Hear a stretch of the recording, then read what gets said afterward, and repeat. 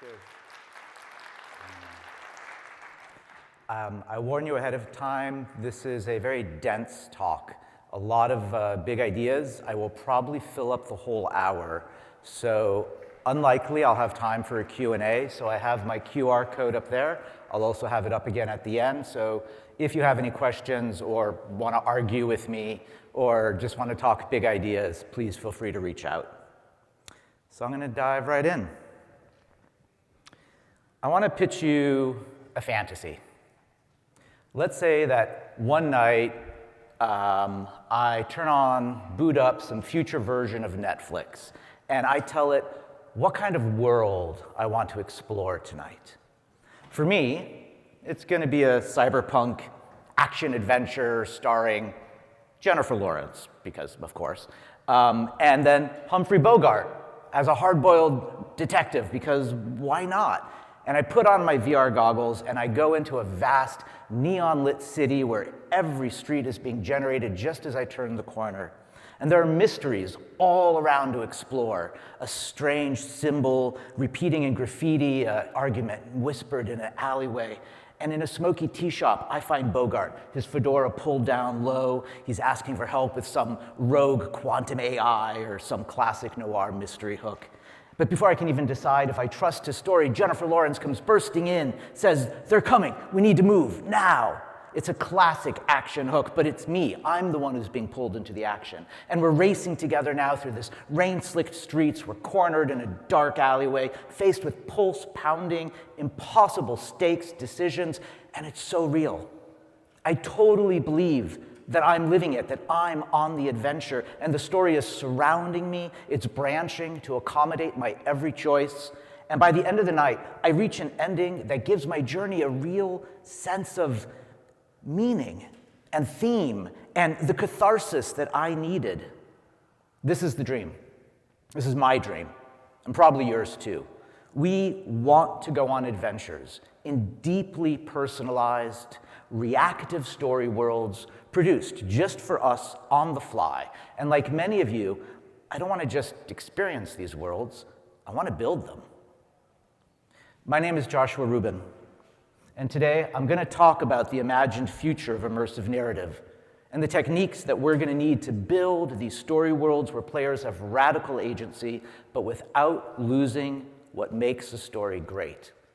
So let me tell you a little bit about me and why I care about any of this stuff and what I've done. So I've been writing movies, TV, comics, video games, immersive experiences in VR and AR, and for in-person experiences for about 25 years.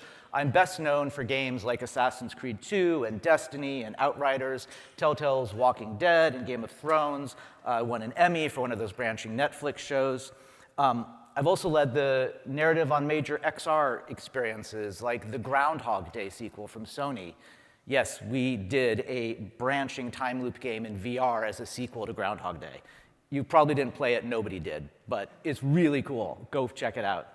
I did a proto-award-winning sci-fi VR film called The Argos File, which premiered at the Venice Film Festival. And I've also led story for some really wild, immersive theater experiments, like the amazing Department of Wonder, which was here in Texas, and Heroes Bloom under Rockefeller Center at New York City right now, using learning that goes back to years of study of performance art in college. Right now, I'm the narrative lead on Orion Drift, which is the new VR game from the makers of Gorilla Tag, which is the first $100 million VR game. The fact that we have a $100 million VR game is so great for our industry.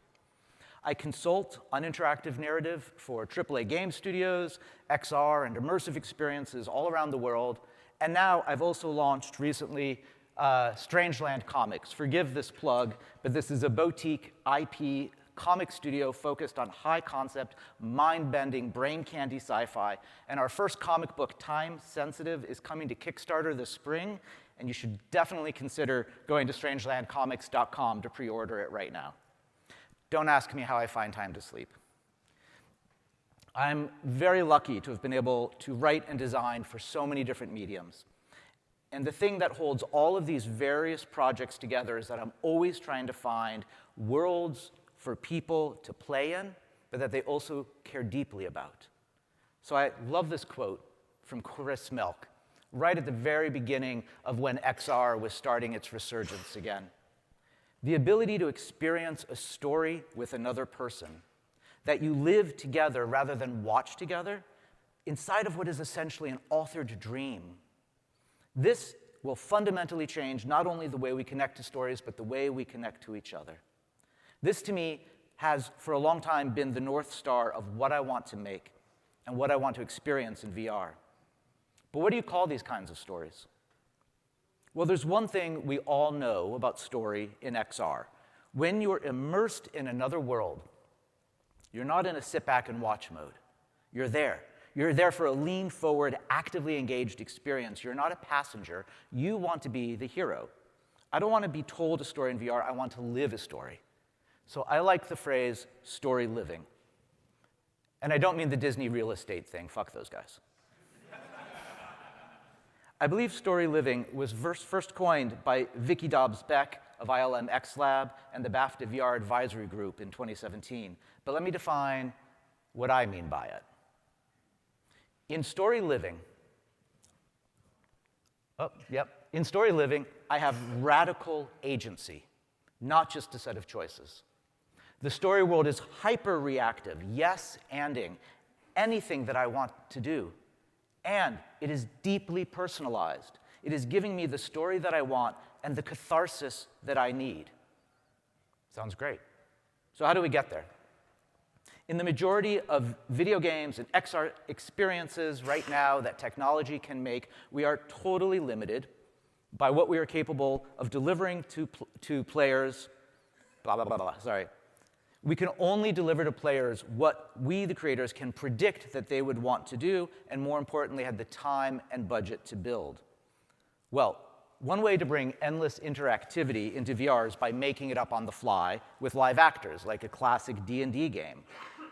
And there's already a growing field of live theater in VR, with actors guiding and responding to players in real time.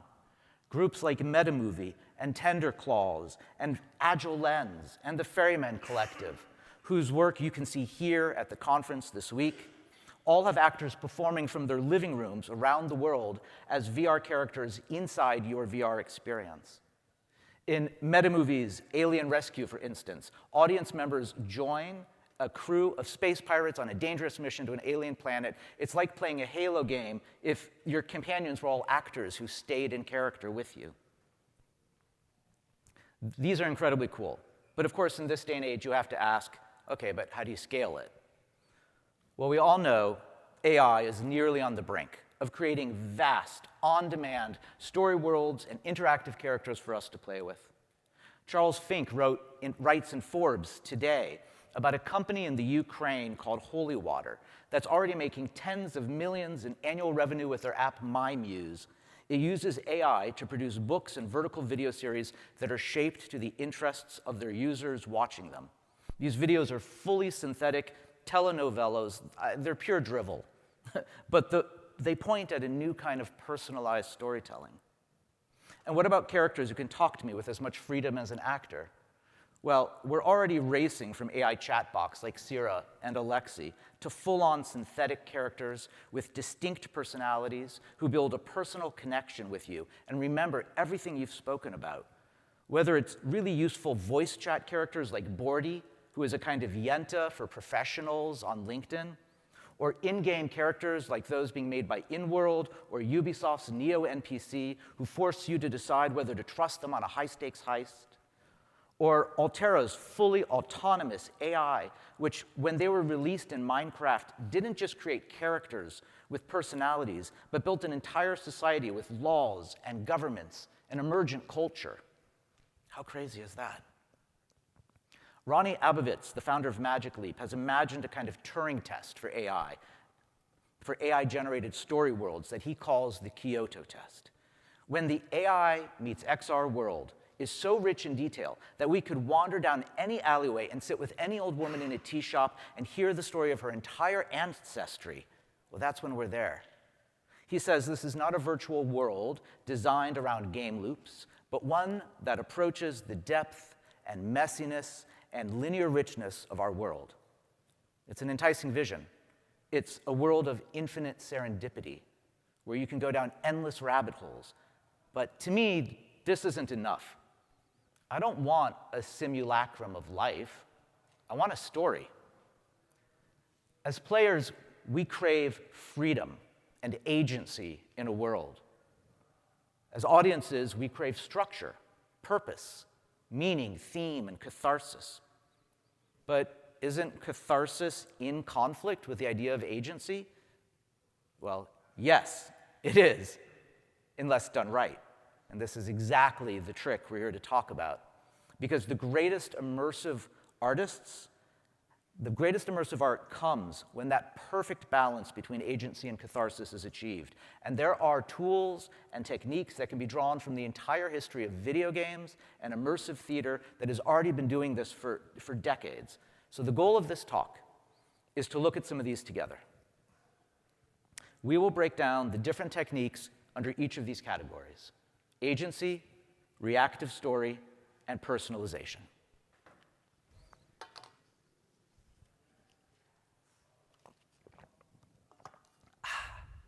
All right, let's dive in. So, video games have been playing with the idea of agency forever. And one of the most important techniques that game engines allow us to have is the idea of the open world. In video games, this refers to worlds where a player can roam freely, is given freedom for how they want to solve the problems. The original Legend of Zelda was probably the first open world game you ever played. GTA really put the concept on the map, literally giving players a massive map for them to explore with the promise that there'd be fun things to do everywhere. But open world has been essential to immersive theater since the beginning as well. Tony and Tina's Wedding was the first immersive theater I ever remember when I was young. I was totally fascinated by this idea. So this was first premiering off-Broadway, 1988, where players were treated as guests at a wedding. Players were served dinner, invited onto the dance floor, as the wedding happened all around them. And they could go anywhere they want, talk to anyone they want. They could be an audience member, or they could choose to be part of the wedding. Okay, going even further back, La Fura del Baus was a wild Spanish theatrical group founded in 1979 in Barcelona. They created these massive experiences that just exploded all around you. There were no seats. In fact, players often had to run to dodge out of the way of galloping horses or massive fire machines. These were literally dangerous performances. You should definitely check them out. We can go even further back. Dionysus in 1969, by Richard Schechner's performance group in New York. Here, performers and audience shared the space together, sitting on the floor or perched on rickety platforms. And instead of danger, it was more weirdly erotic. It was Dionysian rituals exploding all around you. And the performers would get completely naked and dance wildly and pull you right into the rituals. The show would end with the garage door flying open, and they would lead the performers would lead the audience on a parade onto the streets of Soho. Funnily, it was only when I started studying history of performance art in college that my dad told me that he had actually edited the famous 2-screen film that they had shot with Brian De Palma, and that he had never wanted me to see it or his parents to see it because my mom, who apparently was quite the hippie, was in the audience that night and got completely naked during the performance. I love that. I love that my mom was embracing the total audience participation philosophy while my dad was just trying to hold the camera steady.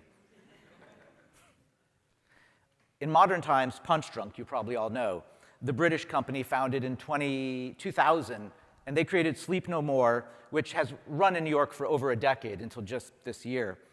Audience members here are free to explore the McKittrick Hotel, following characters throughout the experience, wandering wherever they want to wander through intricate sets, piecing together fragments of the story as best they can. The only rule, everyone wears a mask. That separates the audience from the performer. For many today, I suspect Sleep No More was your first encounter with immersive theater, especially during the rise of VR 10 years ago. Everybody was talking about it. It felt radical. Limitless even. But in truth, the experience only offered a very narrow band of interactivity, right? Your agency is what? Where to stand, what characters to follow, what room to explore, but it's not your story. This brings us to our first maxim of the morning for making great immersive. Activity is not agency. And this is one of the key distinctions that many immersive makers today completely miss. Agency isn't something you see, it's something you do. Radical agency means that the world has to react and adapt and evolve based on your actions, which brings us to the next important element of agency, first-person POV. Hand in hand with having agency is that you are the one having it.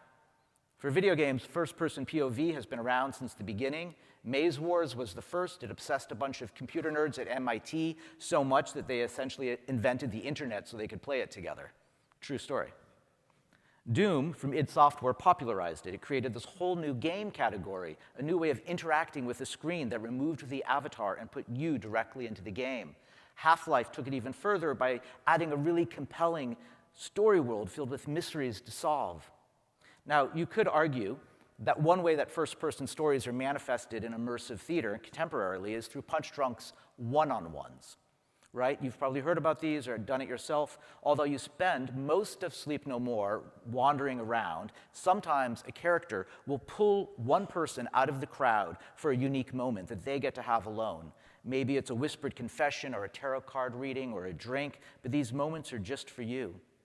Felix Barrett, the founder of Punchdrunk, says he first invented the one-on-one when he was in college, and he did this experiment where the audience member goes into a pool at night, and La Debussy's de Mer is playing, Debussy's La Mer, and as the swimmer is swimming back and forth, suddenly she gets out of the pool, comes up to the audience member, leans in to kiss them, and then spins around and throws them into the pool, and that's the performance.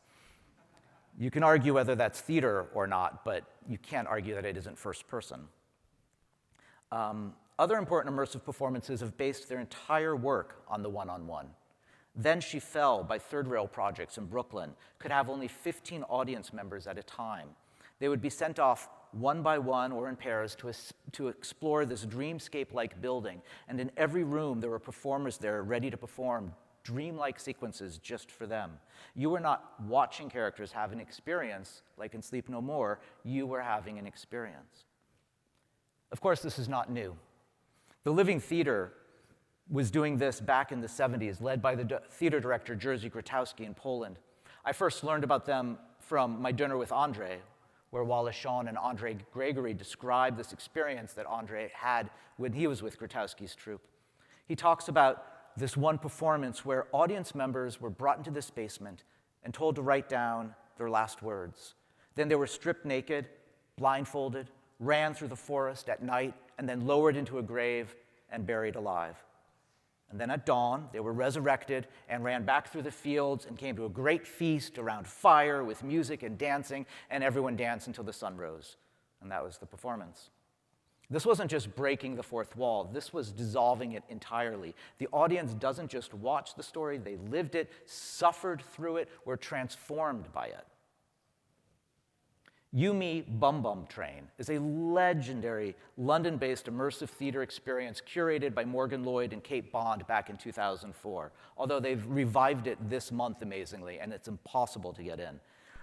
In this one, audience members would go through the performance completely alone, one at a time, thrown in room after room into increasingly surreal situations where they would become the main character.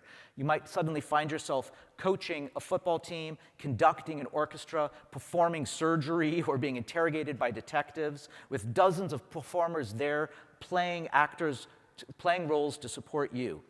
And the show was famous for the pure adrenaline rush of being forced to improvise your way through these increasingly high-stakes scenarios, and the fact that these moments force each person to discover hidden capabilities within themselves. In the pressure cooker, everybody finds what they are capable of. The best immersive experiences don't just put you inside the world, which brings us to our second maxim: you are not audience, you are the story. But being the protagonist alone isn't enough to sustain immersion. The world must hold up its own end of the bargain. It has to feel real. Which brings us to suspension of disbelief. For immersion to work, players must believe in the world around them. But belief is fragile. The moment something feels off, the spell is broken. So how do we keep the audience inside the experience. So immersive theater has long struggled with this problem. When audiences are close enough to touch an actor, disbelief becomes hard to maintain. You might feel them acting.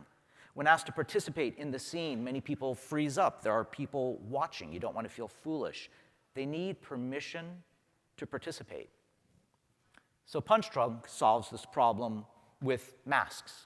The moment you're hidden, the fear of looking silly disappears, but it also separates you. It separates you from the performers and from each other. Instead, the best immersive experiences find ways to bring players inside the magic circle.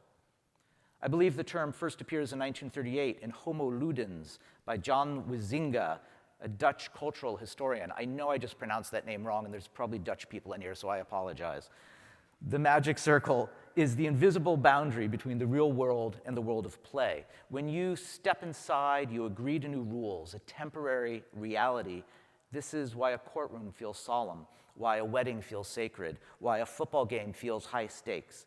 Immersive experiences thrive when they create a strong magic circle, one that invites players in and makes them feel safe, safe enough to let go. But achieving this is an art. If the boundary is weak, the experience collapses. So how do we keep players inside the circle? In video games, one way we do this is by building gameplay elements that feel internally consistent with the story world, nothing to push them out. This is called diegetic design, design that exists naturally inside the world.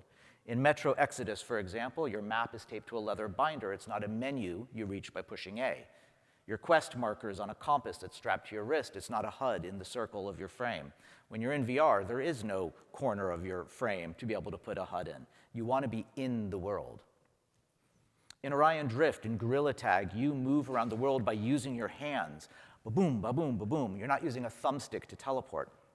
After a few moments of this, you completely forget that you have legs standing in one place. You are working up a sweat. You feel like you're flying across the ground. It feels more like visiting another place than just playing a video game. But belief in a world isn't enough. To truly step inside, players need a social framework that tells them it's okay to engage, to act, to lose themselves in the experience. In multiplayer games, the permission is given, but only partly. Players can be engaged in an intense firefight and still be chatting memes and joking with their friends. They exist half in and half out of the magic circle, and that balance is part of the rules. For writers and designers trying to create a meaningful world for a multiplayer game, it's very challenging because players don't want to stop and listen to your cutscene or read your journal. They want to be there to hear what their friends are saying. But that doesn't mean that they don't care about the story. They do, but their real story is the combat, the teamwork, the shared experiences, what we call the emergent narrative. But they still want to feel the story through osmosis, and the trick is to let the environment do the storytelling. When I've written for multiplayer shooters, I've always had a sign over my desk that says, "Brevity is the soul of wit," aka press X to skip. But there's an even deeper level of social buy-in, one where players aren't just half in, half out, but fully immersed, and that's LARPing. In LARPing, the social contract is clear. Once you step inside, you are in character, and there is no room for press X to skip. The deeper the buy-in, the more powerful the experience. So there's the kind of LARPing my 11-year-old does on Saturdays when he goes out in the woods with foam swords fighting monsters. It's full-on Dungeons and Dragons. And then there's Scandinavian LARP, where sometimes groups will get together to play out a week-long vampire ball in a real castle, or they'll act out a government's response to a nuclear crisis, everyone taking on different roles in the administration. These are getting deeply lost in character. One of the most important ideas from LARPing is the idea of the alibi, the change in mood or environment that gives you the excuse that you need to let go and do something you wouldn't normally do in public. When we go into a nightclub and the lights go down, it gives us the alibi to dance, to be free. And in a story world, if everybody around you, your scene partners, are fully immersing in the make-believe world, that becomes the new normal. Now, of course, role-playing is a very high bar for entry to a story world. Story living is not for everyone. Some may want to engage in a story world and explore it, but maybe in a more limited way. So amusement parks talk about three kinds of visitors. There's waders, swimmers, and mermaids. Waders are happy to just be there. Swimmers want to explore every inch. And mermaids, They want to live there and never leave. And the best thing for us to do as designers is to make sure we're developing story worlds that can meet each kind of player where they are. But the more deeply we can open up the magic circle and bring people in and give them that alibi to play, the greater service we are doing for our audience. Because play is a fundamental human need. Adults need play just as much as children do, and modern life treats play as frivolous, something that we grow out of. But research shows the opposite. Dr. Stuart Brown, the founder of the National Institute of Play, puts it simply: play is as essential as sleep. Studies have found that play deprivation leads to increased stress. Meanwhile, regular play strengthens problem-solving skills, emotional resilience, social bonds. But adults don't make time to play. And this is why immersive experiences are so powerful. They give us permission to step outside of routine, to explore, to imagine, to play. The challenge for designers is not just creating compelling worlds, but to create permission structures that allow people to play and engage. The deeper you believe in the world, the more freely you play. But radical agency only works if the player trusts our story world. And to make that trust possible, the world must react to the player and change as a result of the player's actions. Which brings us to the next piece of the puzzle, reactive story. With me so far? Yeah. Okay. I not needed. Thank you. When a player has radical agency, you are essentially creating the story in tandem with them. The world doesn't just feel real, it responds to them. In video games, we often talk about a possibility space, where we give the player a set of verbs: run, climb, jump, shoot, and then set them free in the world. There may be a story, but you're not telling them where to look. You're not imposing a fixed path. You're giving them the tools to find it. In games like Minecraft, there is just a world of tools and physics where every player carves their own path. But people love this because we are all natural explorers. People love to wander, to poke at the edges, to uncover hidden layers, and see the world respond to them. But there's no story in Minecraft because there's no change. The best story worlds reward that natural curiosity to explore, where the player's exploration itself creates progression. In Metroidvania games, the world is deliberately designed to withhold information until the player earns it. At first, paths that you see are closed. There's a locked door, a ledge that's too high. But as the player explores and upgrades, these same spaces begin to transform. And so returning to an old location with a new ability changes the story. Places that once felt impenetrable now reveal new secrets and new dangers and new meaning. This isn't just an open world, but it is a world that unfolds based on the player's journey. Meow Wolf brings this into physical space, offering an environment that reacts to curiosity. Some visitors will only ever see the surface, just this world of stunning visuals and delights. But for those who go looking, who dig deeper, clues to a story world appear. A seemingly normal fridge opens into a secret portal into another dimension, a hidden room with documents unraveling a deeper mystery. The experience doesn't push toward a single story, it waits for players to find it. And then it responds. At Omega Mart, their installation in Las Vegas, when players uncover the hidden plot to undermine the corporation, they can send stolen access codes. And if they do, the entire building responds. And everybody sees the lights flicker and the screens corrupt and the revolutionaries break through to take over. It's really exciting to feel that sense of, I did that. The Nest is an immersive Los Angeles installation that takes this one step further by making exploration the only way to experience the story. Players enter the storage unit that is filled with decades of objects left behind after the death of a journalist.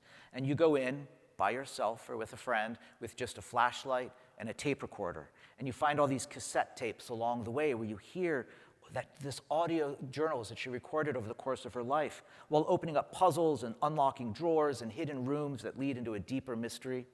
In the Nest, the story world rewards every discovery with a shift in meaning or an entirely new path forward. Story worlds should unfold through discovery. Players don't want to follow a story, they want to discover it. There's a problem here, of course. We want players to have the freedom to explore, but without direction, a story world is just a world. So to transform exploration into storytelling, players need something that sparks their curiosity, and that's where the idea of story magnets comes in. Story magnets are elements that naturally draw participants toward the key story points, guiding their exploration without overt direction. Amusement parks are masters at this. They use the idea of beanies. Think of Disneyland. No matter where you are standing, you can see Cinderella's castle, the Matterhorn or Strange Mountain towering in the distance. These massive landmarks keep you oriented without a map. They always draw you towards something new. We call these beanies. In Legend of Zelda, the recent ones like Breath of the Wild and Tears of the Kingdom, they use beanies masterfully, filling the horizon with landmarks that ignite your curiosity and draw you over the next hill, down into the next valley. Maybe you're climbing to a tower when you spot a mysterious shrine or a distant mountain peak. Every discovery leads to something else, creating this organic sense of adventure. And players always feel like they are totally free, like they are writing their own story. It just happens to be the story that the designers hoped you would write. We can also guide players through mystery hooks embedded in the narrative like spoken beanies. Spoken beanies, is that a thing? A great example is Her Story, a much celebrated puzzle game by designer Sam Barlow. So the game offers players access to a database of police interviews, clips featuring a woman discussing her missing husband. And players can search the database by typing any keyword they can imagine in. And the game seems to offer this kind of limitless freedom and very little instruction. But in fact, Barlow is strategically embedding intriguing proper nouns, names and places and events into the dialogue. So even though you can search for anything, knife, killer, when you search, it always seems to be a dead end, but sometimes you'll get a name, like Simon, which naturally leads to another, Eve, and then a place and a date. And so one feels throughout that they are entirely in control, choosing the most interesting doors to go through, but Barlow knows which doors you will go through because they are the most interesting ones that he has put there. So good interactive storytelling doesn't force players down a path. It lays out breadcrumbs so they want to follow. Players don't need maps, they need invitations. But story magnets alone aren't enough, because once players are drawn in, how do we make their choices feel meaningful? That's where we move beyond hooks to the structure of choice itself. In traditional narrative games, dialogue choices are the primary way that players shape the story. Even as we move beyond fixed choices into AI-driven or live character interactions, the best practices from studios like Telltale and BioWare still apply. Open-ended conversations without structure are boring. Instead, we want to give players a goal that they are trying to achieve. The best dialogue choices were strategy-based choices. Say you're pulled over for speeding. Do you apologize? Do you act aggressively? Do you play dumb? The choice is the gameplay. And importantly, the best dialogue choices never punish the player for the choice. When designing the different directions that a story can go, remember that there are no wrong choices. You always want to be yes-anding the player. Story needs to have a theme, and that theme should grow organically out of the choices that the player is making, so that every player, through their choices, is earning a different theme that relates to them and what they did. The theme should never be that you made a bad choice and should learn your lesson. However, as agentic characters like Bordy or Ubisoft's Neo NPCs come into their own as co-creators of story worlds, responding dynamically to players, writers and artists are going to remain essential in shaping these characters. Bordy right now has a human co-pilot, an actor who defines its voice, behavior, rules of engagement, and Ubisoft's, that's hard to say, narrative team wrote nearly a novel worth of backstory for their Neo, an entire personal history.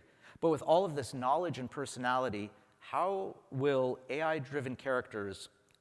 we get these AI-driven characters to create meaningful dialogue that drives the scene, not just endless AI blather? Well, the answer lies in training them in a technique borrowed from Stanislavski's method of improv. The concept of intentions and events. What does the character want? What circumstances in the scene do we know we're driving toward? It's the idea that you know the event you're building toward and you know the intention of your character. Then if you know that, then how you get there can be completely fabricated, as long as you know where you're going and why you're going there. In the world of AI, Bordy's creators are working on this problem now. They've conceptualized using 2 simultaneous LLMs to run the character. One acts as the intention engine, ensuring that the AI character stays true to its personality and motivations. And the other functions as the event engine, steering the scene toward its next required moment. It's a kind of id and superego. Now, one of the best examples of structured improvisation that I've experienced comes from The Mannequins by Deadweight Theater, which had a sold-out run in London last year. It's an immersive show for 2 actors and a single audience member, who also serves as the protagonist. Now, when I attended this, there was no hiding. I was front and center for the duration, as much a collaborator in creating the experience as the 2 cast members. And for much of the length of it, it's unclear where the show ends and the world begins. You're existing in this liminal space between dreams and reality. And needless to say, the players have an extraordinary amount of agency. You choose who to trust, how to act, even how the story ends. But what's most incredible is that even though the show feels entirely improvised, it never feels like it's going off the rails. It's actually because there's a very tight script behind the scenes with spaces for improv threaded throughout. Jack Aldisert, the creator of The Mannequins, calls these moments cadenzas. In classical music, a cadenza is a moment of structured improvisation within a concerto, so where the performer is free to explore, but the boundaries of the composition never lose its shape. Aldisert describes cadenzas as improv that feels like it was supposed to happen. Or as M. Yachao, the chief creative officer of Jam and Tea, said recently, the thing that AI really unlocks is the improvisational nature of play. And this brings us to our 6th maxim: freedom in play, structure in design. Whether AI or live actors, the character's role has to be present with what is emerging, but also simultaneously protect the story. The best interactive characters let players drive the experience while carefully ensuring that the story still lands. So, between verbs creating possibility spaces, story magnets to guide us, and choices and cadenzas to create branching within a structure, we have the building blocks of a reactive world. But what if the story didn't just react? What if it knew you? That's the next frontier. Story worlds that don't just respond to player choices, but deeply personalize the story world around these choices. So imagine a shy player in a noir mystery where characters are gently nudging them toward assertiveness. Or an artist who's struggling with self-doubt, and when they're thrust into a cyberpunk world, their creativity becomes the key to survival. What about a person dealing with anxiety, exploring a magical academy where time slows down whenever they feel overwhelmed? These aren't therapy disguised as entertainment. These are adventures where personal growth happens naturally because the character arc of the story world is built around the needs of the protagonist, just like the best stories, but you are the protagonist. And with sophisticated AI characters that remember everything you say and do and learn who you are, this is just around the corner. But before we can tell stories about our players, we have to learn about them. How do we, as creators, do that? Well, I'm going to look at 3 methods that have been used by some of the pioneers of immersive storytelling for learning your audience. The gold standard for personalized experience has long been the exhaustively researched, carefully crafted journeys designed for a single participant by a group called Odyssey Works. Their whole philosophy is that instead of making a performance and hoping it resonates with some in the crowd, they choose one person to be their audience and then get to know them deeply, build an entire performance specifically for them. So, insanely, I was actually lucky enough to get selected for one of these rare odysseys. And long before the experience began, They conducted extensive interviews with me, with my friends, with my family. They read my favorite books, they watched my favorite movies, they ate my favorite food, and then they wove everything that they had learned about me into an epic 48-hour experience performed by a troupe of a dozen. It involved my traveling hundreds of miles, sleeping in the woods in the rain. I was given missions in a small market town to find sacred objects that were then sacrificed in a dance with 50 strangers who had all gathered under a waterfall. I mean, I could go on, but it wouldn't mean the same thing to you because, like a dream, it's almost impossible to share. It was a story designed for one, and I was given exactly the catharsis that they knew that I needed. So remember that the story can start before the story starts. That you can bring your player in and just ask them who they are and then build for them. Now, some creators use subtle tricks to make you reveal yourself not before, but during the experience, and then turn it around on you in unexpected ways. The mannequins was one of the most brilliant examples of this. From the moment you arrive, there are seemingly routine interactions like casual greetings, instructions being provided by the usher that are intentionally designed to draw out personal details when you're not paying attention. And then later, when you're deep inside the performance, you begin to hear your own words repeated back to you by actors, making you question the line between audience and performer, between play and reality. So the setup of the play is that you appear to be a patient meeting a therapist in a dream clinic, and they ask you, how did you sleep last night? Do you have recurring dreams? Can you describe one? Nothing feels out of place. It's an intake. You're playing along. But then later, when that dream itself comes to life, it is no longer just a performance. It's a reflection of you. The takeaway? Hide the story inside the ordinary. You can hide your research inside the kinds of interactions that players will just take for granted, whether it's waiting in line or signing into the game or buying candy, only to bring your secret knowledge of them back later to grab them unexpectedly. Lastly, we've looked at personalization through knowing your audience. But sometimes the deepest sense of personalization doesn't come from a story knowing you, it comes from you knowing, without a doubt, that the story world is real. And that's where tactile immersion changes everything. It's that one step closer to the holodeck, where you can feel the world through your own skin. The Void pioneered location-based free-roaming VR entertainment, or LBE VR. When I could reach out for a stone wall in a temple and feel it beneath my fingertips, when I could carry a torch and feel the heat from the flame, I was there in the world. It was happening to me. I believed it like nothing before.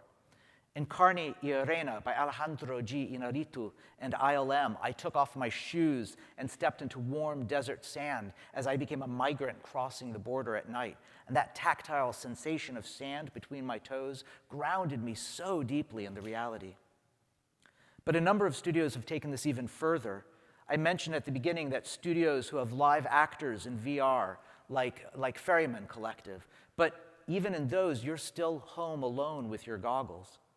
The frontier is LBE VR, with live actors sharing physical space with the players who are all mapped to VR in the story world. Enchained, A Victorian Nightmare by Justin Denton, a live single-guest experience from 2019, a ghostly hand reaches through a mirror for yours, and your brain knows it's fake, but then the hand literally grabs you and pulls you right through the mirror and into the story world in a way that's seared into my brain. In Draw Me Close by playwright Jordan Tannehill, which premiered at the Venice Film Festival in 2017, you entered into the creator's childhood memories of his mother who was dying of breast cancer. And the scene is rendered using three-dimensional black and white line drawings. And for everyone, the moment that cartoon mother draws you into a hug at the same time as the actress in real life wraps her arms around you, that shock of the physical and the digital collapsing together is incredibly emotional. When she sits to play with you on the floor and then tucks you into a real bed under the covers, the experience is just, you feel it in a way that's hard to describe because it's real and a cartoon at the same time. The takeaway is that no matter how advanced our storytelling becomes, the deepest connections happen when we feel something real. If you feel it, you can believe it. Let me finish. with a crucial question about the future of immersive narrative. As AI rapidly advances, how do we preserve that essential human element when scaling these experiences to reach more people? As a brilliant AI programmer once told me, hey, AI may learn to make us cry, but it will never know that it's done it. Live role-playing with actors or other players, on the other hand, is incredibly immersive, and it's intimate, and it's real, but it's not scalable. Or is it? What if we could imagine into existence a story world populated with 1 million actors, all playing characters who improv with players in a vast online game? Actors working remotely could embody hundreds of characters, each stepping into NPC roles only when interacted with. Someone on Twitter, when it was called Twitter, once suggested to much outcry that acting in VR story worlds could be a great job for people in developing countries. Well, what if it wasn't a low-paid gig job? What if acting in each other's stories was considered important? And what about artists and writers? The only thing that's stopping 1 million writers and artists and live and actors from creating an endless, responsive world for us to play in on the fly is obviously the budget to pay them. But what if that budget existed? What if creating a story world for our shared virtual space was considered important? So I can already easily imagine a dystopian future where AI has taken all of our jobs and endless story worlds are sucking us into VR goggles for days at a time. Well, what if making that virtual world a place worth actually spending time became a national priority? In the 1930s, the WPA put artists to work during the Depression in America. So what if there was a government agency for story worlds? The Story World Agency, the SWA, could literally fund millions of actors and writers and artists to build and maintain this vast, interactive narratives for us to play in together. This may be, I know, very silly, but this isn't just about entertainment. It's about creating meaningful spaces for human connection and an infrastructure as vital for our shared digital future as roads and bridges were to the past. We need to think bigger about this coming future of immersive stories. The techniques that we have explored today all point toward the same fundamental truth, that we create stories not just to entertain, but to connect. Technology is just the medium. At our core, we are social animals. We need to feel connected to others. We need to feel that I matter to you and you matter to me. It's why we play games. It's why we go to immersive theater. It's why we come to conferences like this. In the end, it is this connection that gives our stories, our experiences, and our lives meaning. Thank you very much.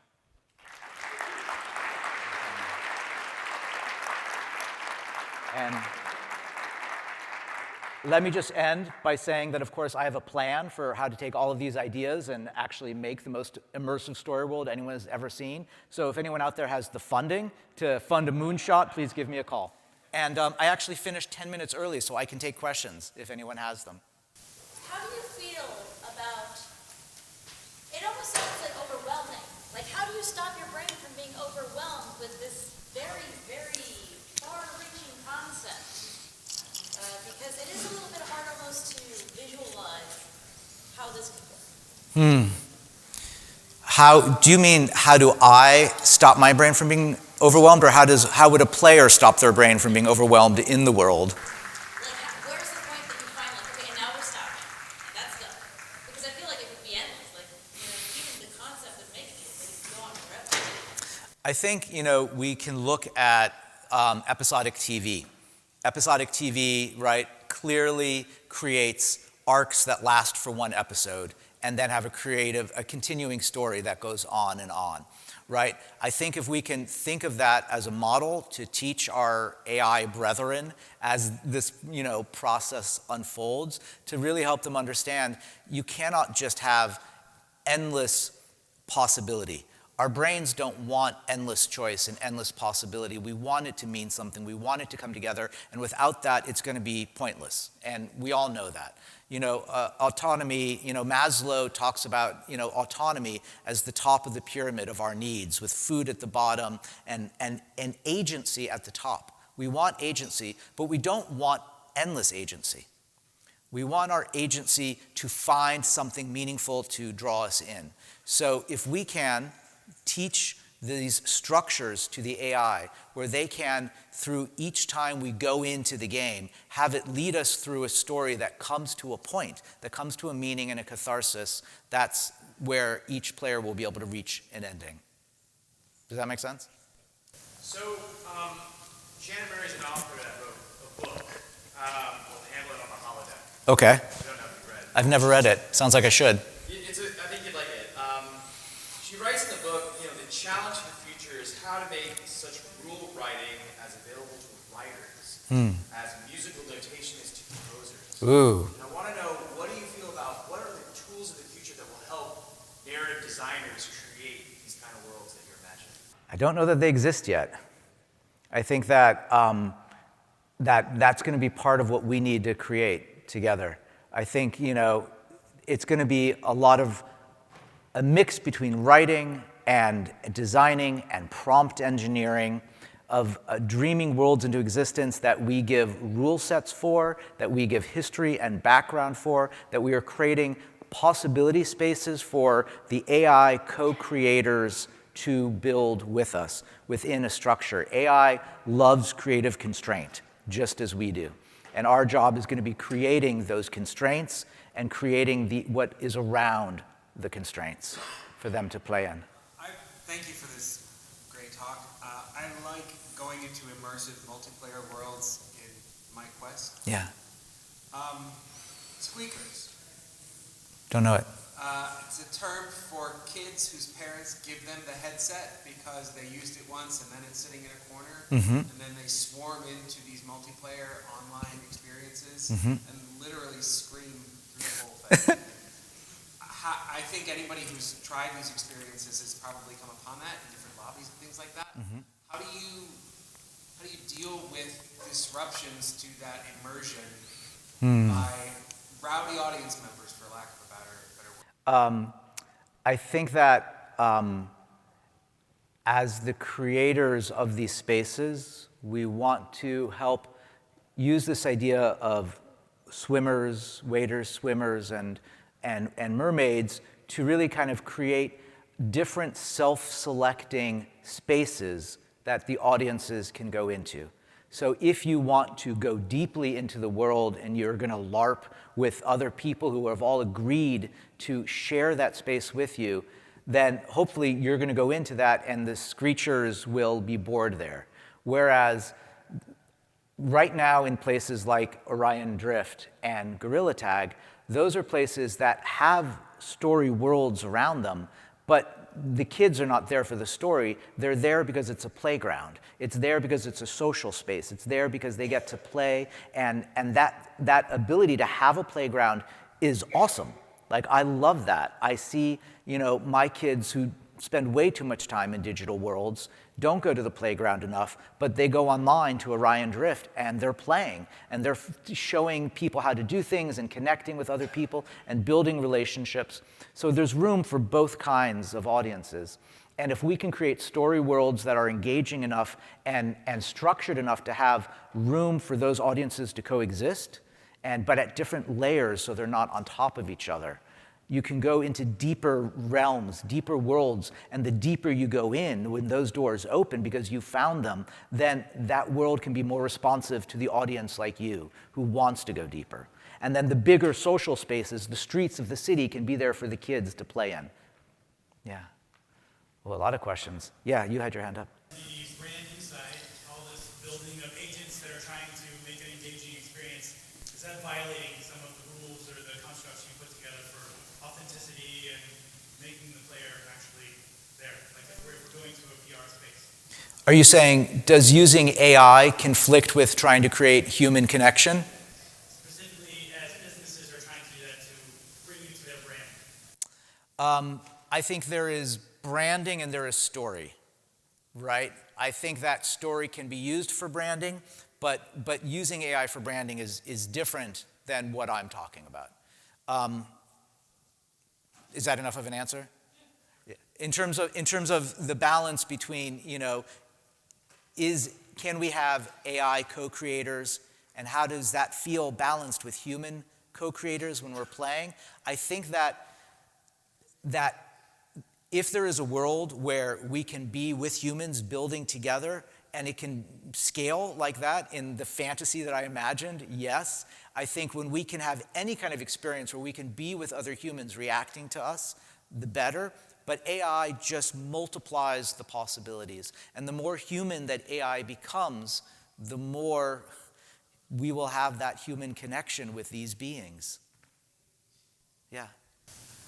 I find this all very compelling, but you just kind of hit my big question with it, which is, why do we need AI? Can't you do this with humans and it'd be very cool and awesome? Like, what is the AI?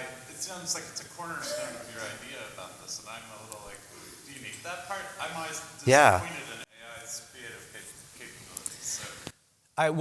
AI keeps impressing me more and more every day. Sometimes I'm deeply frustrated with it, and sometimes I'm like, wow, how did it come up with that? Because that just put ideas together I could not have figured out on my own. And it's just going to get better and better. 10 years down the road, 20 years down the road, we are going to be living with this new alien race of beings among us. And we are probably going to be driven more and more toward needing humanity and needing connection with real people. And it's always going to be this balance in this way that is really unpredictable right now. I believe right now there are versions of this that are completely dependent on human being and touch that I want to build, where you have humans who are playing characters alongside you. And then there's a massively scaled version where AI is doing the same thing. And it's levels of scale. Yeah. Is there more? Yeah. I wanted to mention there's a world-running document that a friend of mine put together. World running is just a play on words, showrunner. Yeah, I love that. World runner. Yeah, World Runner, which I thought was brilliant, and Yeah. it's a manual, but it's applied more to the metaverse and what was happening there in the hype of that. My question to you is, have you seen anything in this like a metaverse experiment, the burgeoning early parts that may inspire or that you feel is adjacent to what's going on in this area? I mean, there's a ton out there. There's a ton out there. I mean, the metaverse that we were promised didn't come. It was a very brief bit of hype, but it was only the very beginning because we didn't really have the tech for it yet, right? The goggles are way too big. There was no AI to build it for us. 20 years down the run, we won't call it the metaverse, but we will be creating within these worlds, these virtual worlds that we get to play around inside. But I would love to see your friend's world running document. That sounds very cool. Okay. Thank you so much, you guys. This has been a total pleasure. Thank you.